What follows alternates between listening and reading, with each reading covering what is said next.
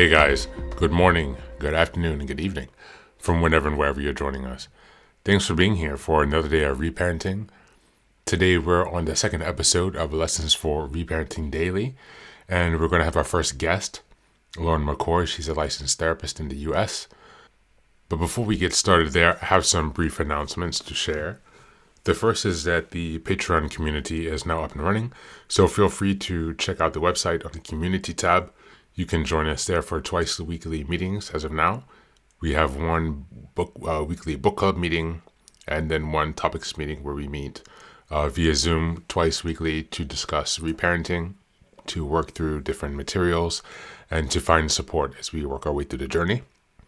Next, I would also like to remind you that this is the third podcast in a series under Reparenting Daily. The first is simply called Reparenting Daily, and it's a daily podcast that's dedicated to helping you establish a daily reparenting routine. It consists of a daily reading, a reflection section with the journal prompts, as well as a daily meditation. The second podcast that we have is called Meditations for Reparenting Daily. And in this podcast, we have several customized meditations for reparenting. And in this podcast, Lessons for Reparenting, we will be interviewing therapists, coaches, and other healers, as well as people who are on their own reparenting journey to gain their insights and tips to help us along the way. I would also like to add that all podcasts are available on Apple Podcast, Spotify Podcast, as well as YouTube. If you could go ahead and give us some support, go ahead and follow us on whichever platform you're listening or on all platforms. And give us some engagement, a comment, a thumbs up, a 5-star review would be excellent on Apple and Spotify so that we can help people find the podcast who need the support as well. Much appreciated. And so without further ado, let's take it over to the interview. There we go. Yes, hi. So welcome here to Lessons for Reparenting Daily. Today we have Lauren with us, who I found out over Instagram, who is also a reparenting coach and helping people through issues of codependency and finding empowerment in themselves again. And today she's going to share with us some of her insights on reparenting, what she has discovered in her journey, in her professional experience, and to give us some hope and inspiration. So would you like to give us a brief introduction? Sure. Thank you so much for having me. Um, I am a licensed professional counselor. I am licensed in Pennsylvania in the United States, and I've been doing that for about 10 years. I am also an emotional wellness coach, which allows me to work with clients across the globe, which I really, really love. The use of technology has really opened up access to more resources, which is wonderful. And in my past, I was a K through 12 certified school counselor and therapist. So I worked with kids of all different ages and their families in the school setting. So I do have experience with the younger kids as well. But right now, I work exclusively in the online space. I do individual and group coaching and therapy. And then I also do trainings and presentations, workshops, speaking engagements, which I really enjoy as well.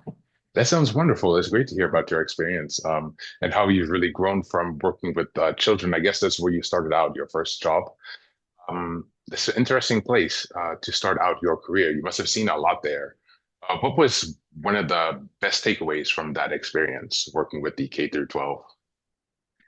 Yeah, I really feel like I grew a lot, both professionally and personally, in working with the kids. And it's interesting because it really goes to show how the youngest people can be our greatest teachers. I think my takeaway most often from my experiences with kids was that what we say to them becomes their own inner voice. So the Mm, people around them, the adults, how we speak to and treat them becomes the way that they think about and see themselves and their place mm, in the world. And so the more that we can pour into them, listening, validating, displaying respect and compassion, that can really shape a lot of their behavior and mindset all the way into adulthood. And I saw that when I that's right. started working with adults, that they would Yeah. often reference things that happened in their youth and how much of an impact it continued to have on their behavior and their, thoughts about themselves and their place in the world. Very much so. I agree with that as well. It's one thing that one question that comes to mind when I hear this is well, first of all, when did you first hear about the inner child healing? Was that before you started with your first job in the K through 12, or did that come after? Yeah, good question. It actually came kind of midway through. So I Okay. worked about 7 years in a variety of different school settings. And so I didn't know anything about it when I first, entered the work scene. And then I actually stumbled across a workshop, and it's mentioned inner child healing, reparenting, and I had no idea what that was. I had never heard that term because they didn't Yeah. teach it in our graduate school programs. And so I was intrigued, and I had been doing my own personal therapeutic work, talking through things from my past and how it shaped me. And so it really clicked. And that's when I dove in and started doing a little bit more research on it and started working myself on inner child healing. And Huh. I did that first before then working on it with the adults when I went into, more of the private practice therapy Understood. setting. Understood. This is a really beautiful experience. How this has just kind of come organically, right? And there are so many things. I personally don't have a master's degree in psychology or therapy. I do have three other master's degrees, but in different topics.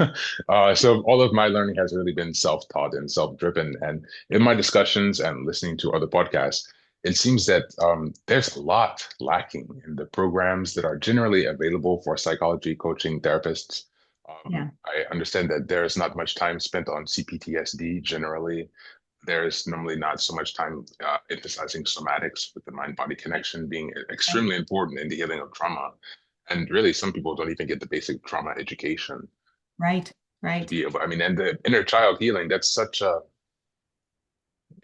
a foundational piece, you know. I would almost wonder how can they miss it from these programs, you know? Right, right. Yeah, Yeah, a lot of what I do actively with my clients now, they are techniques I learned after graduating from my yeah, program. yeah. And a lot of the continuing education that I do actually doesn't even qualify as continuing education for my Oh, license, but I really? do it anyway because Oh, it's the topics that I really feel I need to get stronger in and uh, that the clients really could benefit from. So yeah, there's definitely a lot that you learn, I think, once you're out in the field and you're open to more resources yeah, that you can expand upon. But yeah, I agree with you. A lot of what I use on the day to day yeah. I learned outside of. After. Yeah. And why do you think that those courses or trainings that you're taking related to reparenting are not counted towards your continuing education credits? I don't know exactly which ones are not included, but are they the ones related to inner child and reparenting? Yeah, inner child work, a lot of somatics, as you mentioned, Okay. and then even like work around people pleasing, boundary setting, Wow. codependency. And I don't know exactly why they don't count, other than there's just very strict regulations on who needs to teach them, the length of Hmm. time they need to be, and there's Okay. just a lot of regulations to technically be counted as a continuing ed course. Um, Understood. and so a lot of what I'm doing might be, 1 or 2 hour workshops. It might be Uh, reading books. It might be, you know, downloading different worksheets, and sure. that just doesn't fit their criteria, but Understood. certainly well worth the time to Yeah. to put into it because it is really cool to watch how these techniques have transformed my own life and that of my clients. And for people who say, I've been in therapy forever and I've made some progress, but I just feel stuck. Like I want to believe these new beliefs. They Yeah. make sense to me logically, but I Yeah. cannot get my heart to match up with my Match it. head. Yeah. I have found inner child work to be the thing that really moves the needle Yeah. and gets it to kind of click and feel true because you're going back to the source Indeed. of the wound and you are exploring that with gentleness and compassion and then offering yourself the support that you needed and that you didn't always receive. And that tends to make such a difference in your day to day now. So many times clients will say, I don't understand how talking about something that happened when I was 7 Yeah. is going to make me feel differently today in my interactions. And I said, just be open to it, give it a try because I've Yeah. seen it work so many times and it's Yes. really powerful. It is really powerful. I mean, all of those emotions that are not processed and not released, they remain stuck in your body and they have deleterious effects across your lifespan, and these chemical processes that happen as a result from, for example, stored rage or stored bitterness, they can also have other cascading effects, such as what is the term when your genetics Oh, goes epigenetic. active epigenetic activation, triggering some epigenetic changes based on your, situation, versus if you had a different emotional experience, you could trigger a different epigenetic Right. reaction. So yeah, I agree that that's so important as part of the reparenting journey. What is in terms of how you approach deconstructing those internalized negative core beliefs that the inner child is holding on to, what are some of the practices that you find are most effective to help people really get to those, and not just on the surface level, but actually start to get in touch with the subconscious? Do you rely on things such as hypnosis or EMDR? I don't know. My experiences with EMDR for CPTSD has it's not really the most effective, I think, because of the long period of time and my lack of access to concrete memories. But I Sure. think some people have different experiences. But for me personally, I didn't find it to be the most effective for the long time ago traumas. Right, right. No, I've heard that feedback as well. Not being trained in it myself, I can't speak Sure. too much to the effectiveness of it for various, areas that people are working on. But I will say for inner child work, some of the things that I have found effective personally and with clients would be I like simple, short exercises that you can commit to and do consistently. Because I Yeah. have found that that is what moves the needle Yeah. versus something that's more in depth that we do every once in a while. So I really try to make this accessible even to people who are really busy or who have, a full household and a lot of Yeah. responsibilities. But I always recommend at the beginning to find a picture of yourself from when you were young. And this typically I say to do any age from birth until about 12 or 13, Okay. because the inner teenager is kind of its own separate work that often Yeah. has different things to tackle. But if you can Okay. choose you could choose a time period in which you remember struggling or it being difficult, or you could choose a time period that you feel a little more comfortable accessing because maybe it's not so intense and traumatic to start off with and then ease your way back. And certainly, if there's significant trauma, I often Mhm. recommend doing these things with a therapist versus Or- trying to navigate it completely on your own because you just don't know what's going to come up. And it's Yeah. always good to have extra support, especially from a Exactly. trained trauma professional. But to get a picture of yourself and to just put it by your bedside, or if you have it on your phone, screenshot, and you pull it up at least once a day and you look into your eyes in that picture and you say, hi, little, whatever your first name is or Mhm. whatever nickname you went by as a kid, right? So for me, Yeah. hi, little Lauren, and smile and just check in. How you doing today? I hope you Yeah. have a great day. And maybe that's all you do Yeah. right at the beginning. And then over time, you're developing this relationship with little Okay. you that you can then go deeper and provide more and more of the support that little you needed and didn't always get from the adults around you. And that involves some work of figuring out what are some of those core negative beliefs that keep coming up for me that I haven't Yes. been able to shift. What are those Yes. things that just continually trigger me and bring up really intense emotions, even when the Mm. situation doesn't warrant it, It right? doesn't So want it's that. doing some exploration, getting curious, and then figuring out, okay, what does this little version of me need to hear and how can I be the loving parent? And so, it Yes. may, if you're familiar with the 4 S's, that's kind of the universal human needs that we all have. And that would be to be safe, to be seen, to be soothed, and to be secure. Okay. And so a lot of times our negative beliefs fall into one of those categories that we aren't safe Okay. or it's not safe to be us, that our feelings aren't valid, that we don't deserve to be seen and heard and listened to and respected, that we don't deserve to be Mm. accepted, that we're not Uh, worthy, right? They that all sounds will fall familiar. under. And maybe it's multiple of those, right? Because often it's very layered. So Yes. then being able to check in and say on a daily basis, sometimes it's a couple times a day. If you're having a Mhm. difficult day and you're feeling a lot of intense emotions, you may be checking in with little you 3 times a day, taking only maybe 30 seconds to do that and just saying, I'm here for you. And think about what you would have wanted to hear from an adult when you were struggling.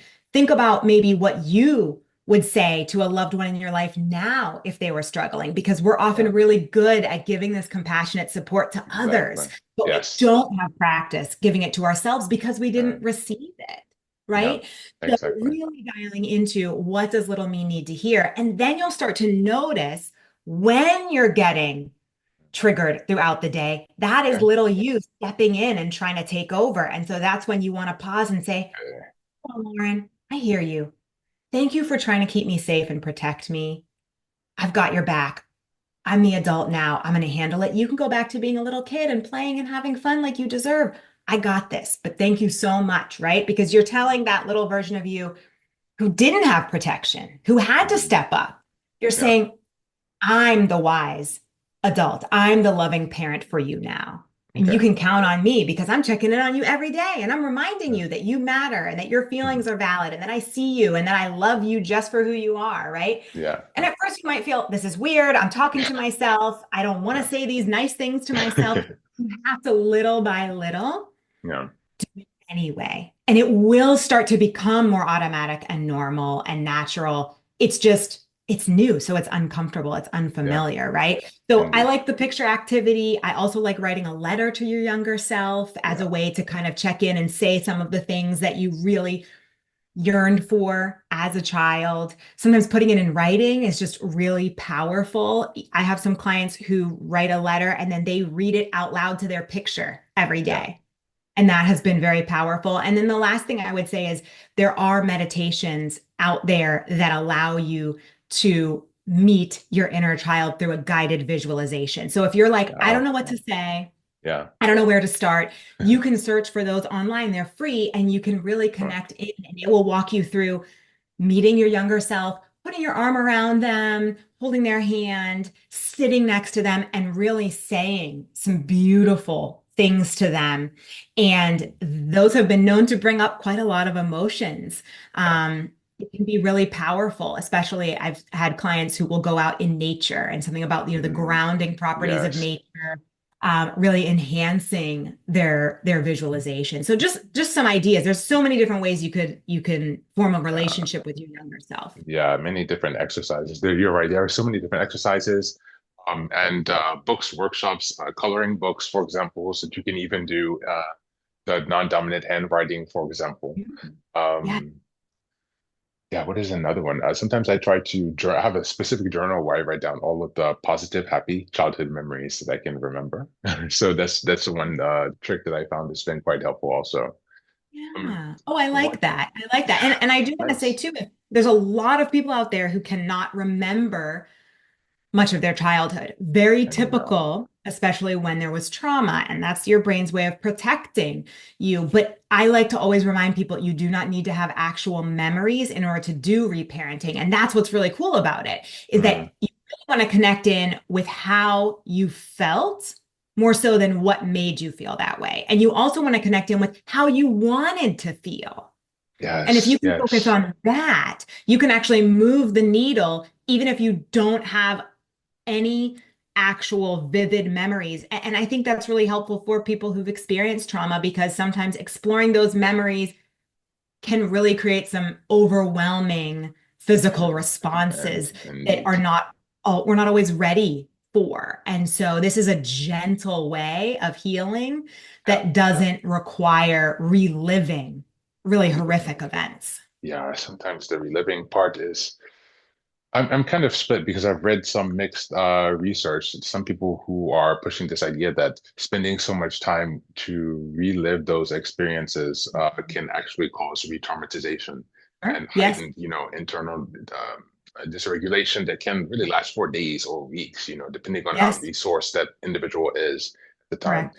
And so that's something that I experienced firsthand in the Mm. past few Yeah. years working with different therapists. And so I'm starting to, yeah, figure out how that works because I'm naturally someone who wants to jump in and just take everything on and get everything done. I had a burnout, and even to recover from my burnout, I was, doing the multitasking and, multiple massages a week and Reiki. It's like, what are you doing? It's Doing like, everything to try yes, to to try heal, but to then burning yourself out in the process to exactly. heal. It's like you're staying in a circle.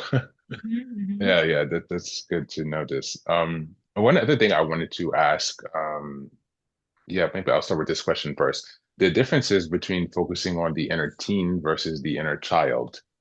Yeah. Um, what, in your perspective, what are some of the distinctions and the needs and then the approaches that you would take based on those different needs? So you're Yeah, helping a yeah, client. great question. Because I don't think we hear as much about the inner teenager as we do the inner child nowadays. So, Uh, what I have found is the inner child, the younger version of ourself, often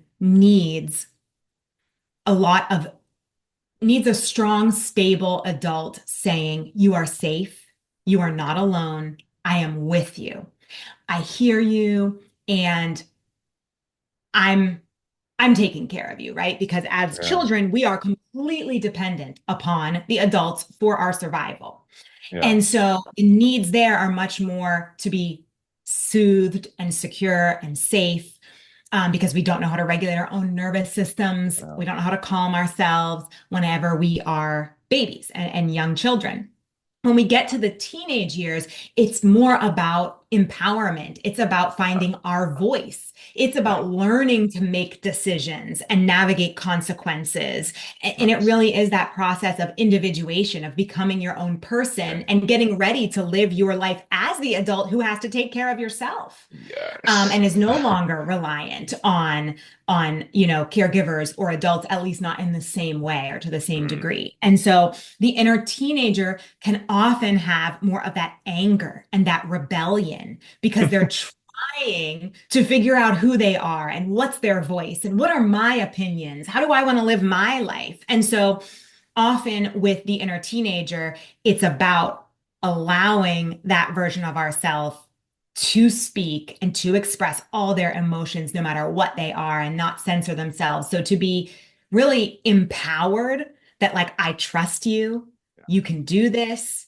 Um, almost like I'm going to be there for you, cheering you on, but not trying to tell you exactly what to do and control your every decision. And so the inner teenager work is often when somebody says, I just have so much anger inside of me. Like I have rage and I don't like little things are just making me blow up. I said, that is yeah. probably the inner teenager. Entertaining. And I encourage them to do some connecting with that version of themselves to be able to say, like, what's going on?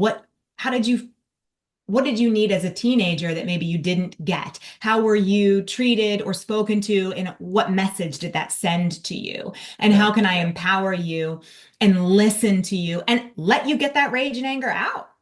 Because, like you Awesome. said, if we don't get it out, it stays stuck and it recycles and it builds and it can cause health issues, Exactly. and just really be a burden. So I think it's more about soothing and safety with the inner child, and it's more Yeah. about empowerment and finding your voice and expressing all the intense feelings that come with teenagehood. Yeah, exactly. I really align with that and understand what you mean. That adds some more color to, yeah, the experiences that you were having as a child, which you probably have some different thoughts and beliefs being developed during that time versus when you're moving into a teenage years, you have more, socialization is taking a priority, how you're fitting in with your peer group, as you said, individuation. How strong are you able to start building your identity? How much permission do you have from your family of Yes. origin, for example, to even exist? Maybe Right. that's a And first be place to accepted. start.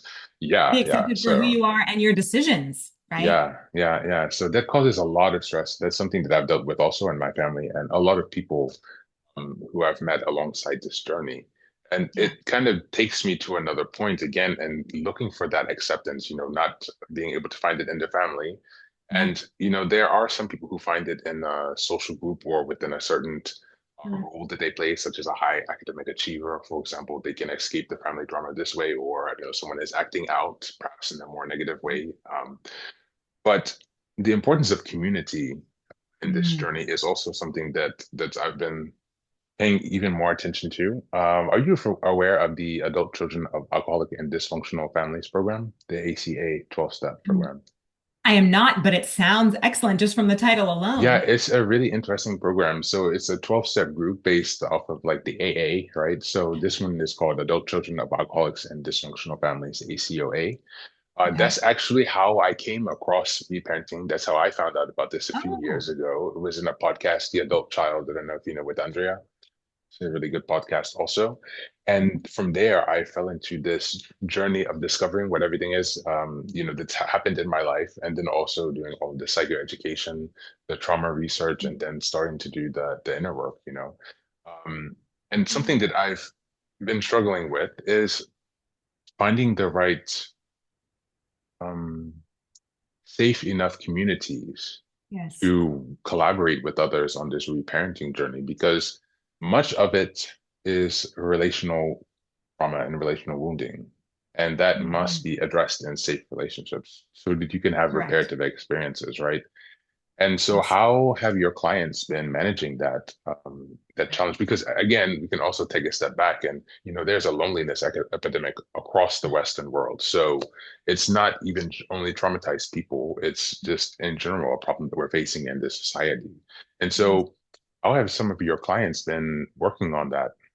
Yeah, yeah, great point. I think one of the main questions that people will ask me too is, especially if they've experienced codependent tendencies in some of Yeah, their relationships in the past, they'll say, do I just have to be alone forever in order to feel healed and whole, right? And I say, no, we are social beings. We are meant to be in community with one another. We are wired that way. And so the goal is not to be an island isolated on our own. It's really interdependence, right? Interdependence saying, I know who I am as a whole and complete individual. I'm addressing my own needs and having my own back. yeah, And I'm asking for support from safe individuals. And the safety piece is so important yeah, because for everybody, it's hard to be vulnerable. It's hard to put yourself out there and be authentic and honest and show all parts of ourselves because that yeah, hasn't always been safe in the past. yeah, It's led indeed. to rejection and criticism and abandonment and some really painful consequences. And so that understandably causes us to be hesitant and to say, this is not, these parts of me are not okay to share with others.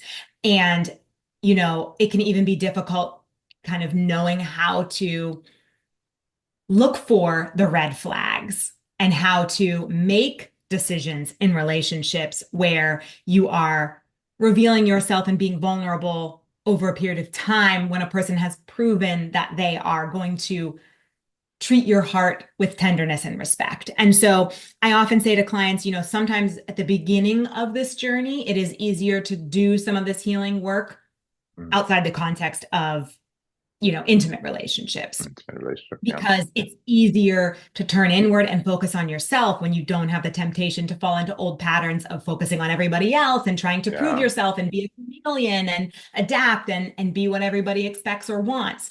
But then at some point in the journey, it's actually imperative to reach out and create that safe community, like you said, to really fully heal and fully to know. really teach yourself not everybody is going to treat me like I've been Yes, treated in the past. And as real concrete proof that I have value. People yeah, want to be around me, and I deserve that. I deserve to yeah, feel good and to be able to go to people and say, I'm struggling, and to provide that support to them as well, right? Like yeah, reciprocal. So some of my clients have found it beneficial to do in addition to their individual work on their own, to do, for example, like Codependence Anonymous okay, group, yeah, or like I have some clients who are experiencing grief or who are experiencing maybe navigating divorce after emotional abuse.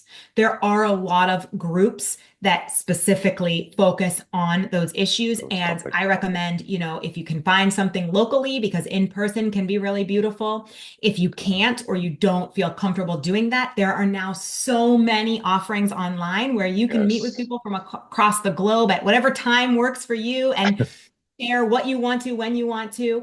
I also offer a group coaching program where we touch on many different topics, including reparenting. And Okay. it's a small group with 12 people, and we meet for Oh, that's 8 weeks nice. once a week. And it's really beautiful to watch how helpful it is to see people sharing and other people resonating and saying, I get that. I've been there. That's really hard. Here's what worked for me. Maybe you could try this. When they come and say, I had a victory today. Like Mhm. I Yeah, I it's feel really really nice. proud. The whole group is like, that is awesome. They're sending hearts in the chat and they're, congratulating them and clapping. And it really takes it to the next level. So I recommend something like that if you don't want to do it in a therapeutic environment, even looking for, I have some clients who've gone on solo travel trips where Yeah. everybody on that trip is by themselves and looking to meet other Yeah. people and bonding through the traveling experience and adventures and going to new places has been like lifelong friendships have formed from that and they live in all different parts of the world. So I do really emphasize whether that's I want to volunteer at a local place that really holds meaning for me and you're going to find Yeah. like-minded people and it's practice in trying to discern who deserves to be a VIP in my life, Mm, who understood. deserves, who has created a safe environment for me to share my heart with.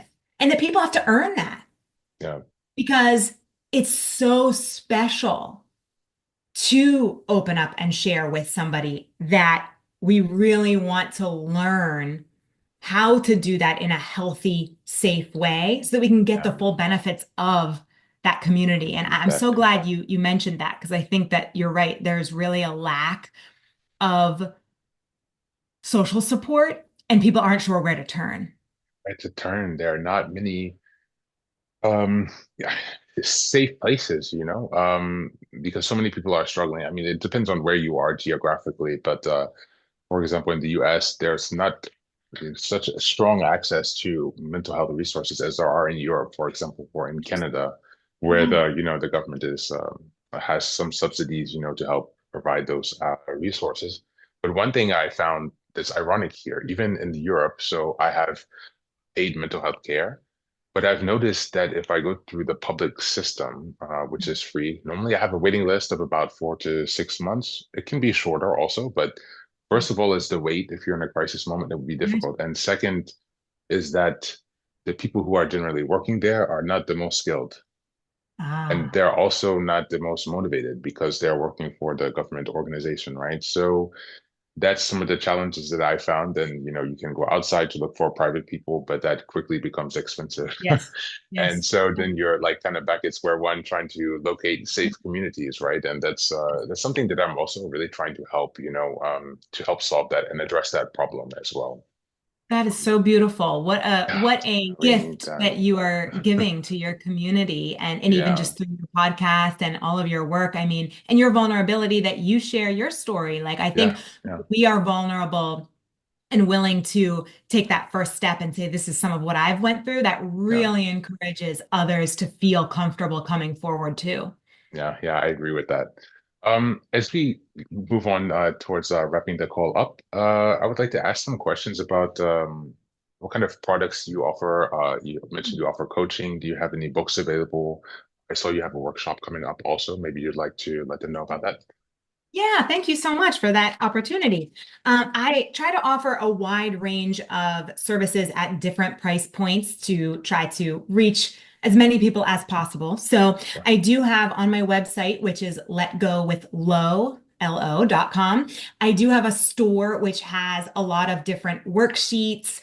It has meditations. It actually has past workshops that I've done, like recordings, and it has slide decks all available at different price points on a variety of topics, mental health related. I do have a specific focus on healing from codependency, people pleasing, and perfectionism.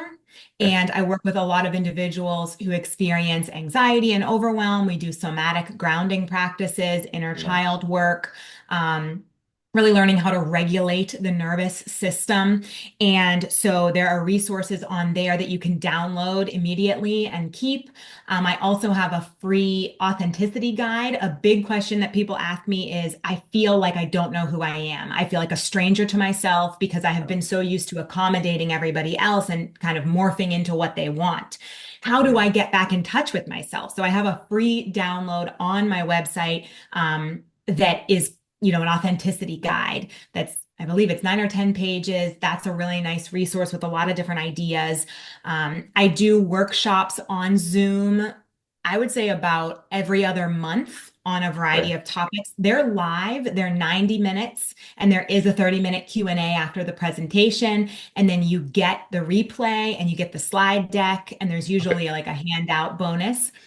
So Nice. as you mentioned, the one coming up in November is actually around boundary setting. And I like to do that in November because Nice. as we enter holiday season, we're often encountering a lot more commitments, and it Mm. can be stressful and hectic. And we're seeing a lot of people that we might struggle with, or that we Yeah. might, you know, not be sure how to navigate some of those situations, whether it's family, friends, work events, right, with our colleagues. So we really touch on how to take care of yourself, speak up, and have your own back, specifically throughout the holidays, but you can certainly use these tools year round. So that is coming up on November 18th, and you can get information on my website to purchase a seat for that. And then I do individual and group coaching and therapy. So therapy is available to clients who reside in Pennsylvania in the United States, because that's where my license is. And coaching Nice. is open to anyone in the world. And so I do sessions, some clients will meet weekly, some every other week, some Okay. monthly, and we work one-on-one on, goals that we set together. And the group coaching I usually do a couple of times a year. I'm in the middle of a group right now, so the Okay. next one won't be, I haven't decided yet, but it will probably be in 2025. But that's nice if you want a little bit cheaper, and also you want it to be time sensitive. Like you want Yeah. 8 weeks that I'm really going to devote, and then you can use the resources long into the future. So also, if you're looking for a community or some more free resources, my social media is the place to go. So my Yeah. handle's Let Go with Low. That's Instagram and Facebook.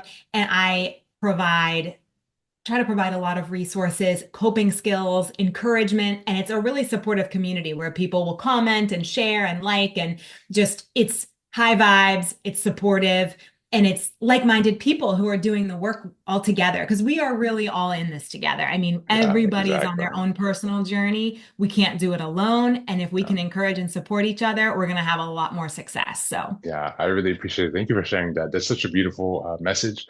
You do a lot. I really appreciate and admire all the work that you are mm, doing. It's you have a bit of a different approach because it's your career. It's your profession. So you spend like your entire life dedicated to this, and I'm kind of just building it up.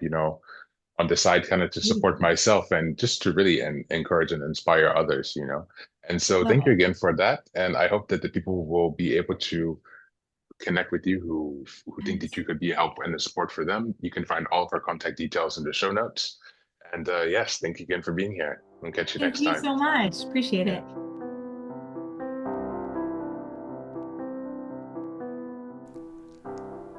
Thanks again for being here for another day of reparenting. I really appreciate all your time and support listening in and joining. Just a few quick reminders.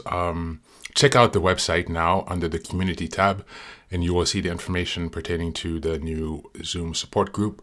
So, this is a weekly support group where we have meetings twice a week. The first one is a book club, and the second is a topics meeting. In these meetings that are about an hour long, we'll be discussing and sharing resources and inspiration just on healing and reparenting, just to really build a community to help us expedite our healing and to make it more reinforced by connecting with those who are on a similar journey. And so that's one thing I would like to give you a heads up about. It's also a great way you can support the podcast. Another way you can support the podcast is by checking out the library page on the website. You can also purchase any of the books in the Reparenting Daily podcast show notes by using the links in the title. So those are Amazon links. And just for a heads up, they do generate a commission for me when you purchase the books from the link that I set there. So if you purchase any of those books, that will also be a way to show support for the podcast that technically doesn't cost you anything. And let's see, what else? I think that's it for now. So thanks, Sigway, for being here, and excited to see you on the next episode. Have a great one.